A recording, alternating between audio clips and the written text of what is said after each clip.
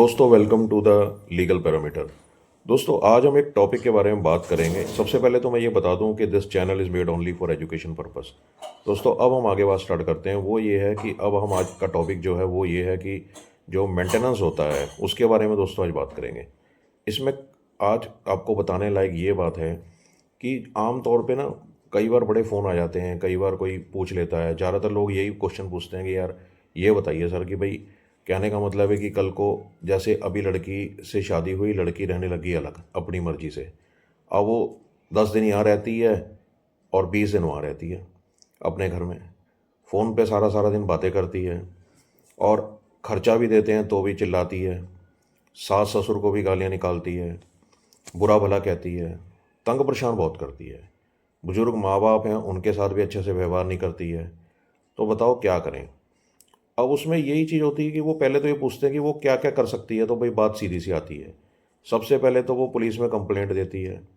Complaint से कुछ नहीं बनता या बनता है उसके साथ साथ वो कर देती है DV act, domestic violence act. ठीक है सर, ये लगा देती है जी केस।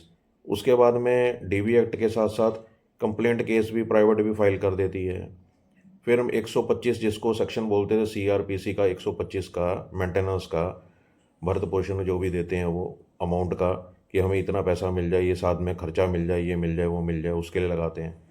तो वो अब वो बन गया है 144 सेक्शन बीएनएसएस का।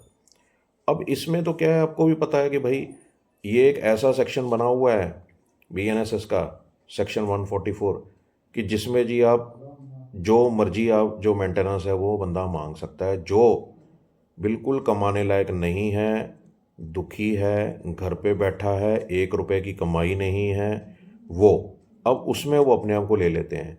लड़कियां कहती हैं शादी के बाद, भाई मैं तो अनपढ़ हूँ, मैं काम नहीं कर सकती हूँ, मैं कहीं काम नहीं कर रही हूँ, तो मुझे खर्चा चाहिए हस्बैंड से। अब यही चीज़ लागू होती है बच्चों पे। अब जो बच्चे हैं वो कहते हैं कि हम अपनी जो दैनिक प्रणाली है या अपनी जो भी हमारी चीज़ें हैं, शिक्षा है, पढ़ाई है, मेडिसिन हमारी पूरी नहीं हो रही हैं, तो वो अपने माँ बाप से भी ये चीज़ मांग सकते हैं, खर्चा मांग सकते हैं कि भाई हमें ये चीज़ें सारी खर्चे में हमें खर्चा दिया जाए, कोर्ट में जा सकते हैं। ये क्लियर है।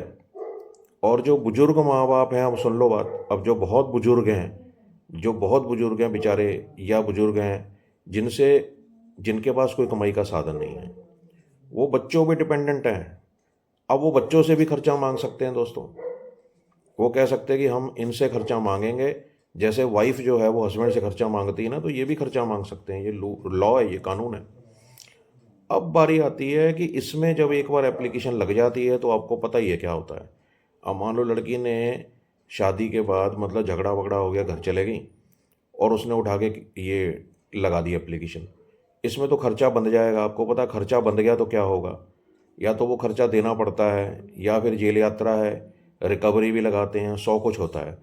तो आज मैं आपको सिर्फ ये 3 चीज़ें मेन इंपॉर्टेंट पहले बताना चाहता था, अभी बता रहा हूँ।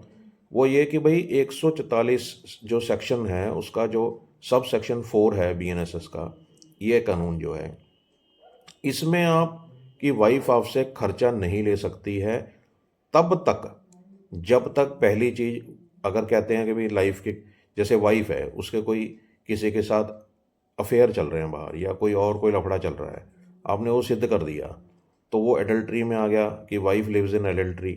दूसरा है, अगर वो साफ कह देती है कि भाई जैसा मेरे को इसके साथ नहीं रहना, भाई जो मर्जी हो जाए मेरे साथ रहना ही नहीं है, और आप उस चीज़ को एकदम से क्लियर कर दोगे वहाँ पे कि ये देख लो जी, ये रहना नहीं चाहती अपनी मर्जी से, इसके पास कोई सफिशिएंट रीज़न भी नहीं है, बस ये कह रही मैंने अपने मायके रहना है, अपने वहीं रहना है, तो भी वो दूसरा रीज़न बनता है। तीसरा, अगर वो म्यूचुअल अंडरस्टैंडिंग से, कंसेंट से भी दोनों जने अलग अलग रह रहे हो, समझ लो फिर भी तुम्हें तलाक तक मिल सकता है, और मेंटेनेंस की तो दूर की बात। इसलिए दोस्तों, लेकिन अब एक लैंडमार्क जो अभी एक डिसीजन आया है, वो क्या है, वो मैं इसमें अभी दे रहा हूँ आपको, क्लिप दे रहा हूँ।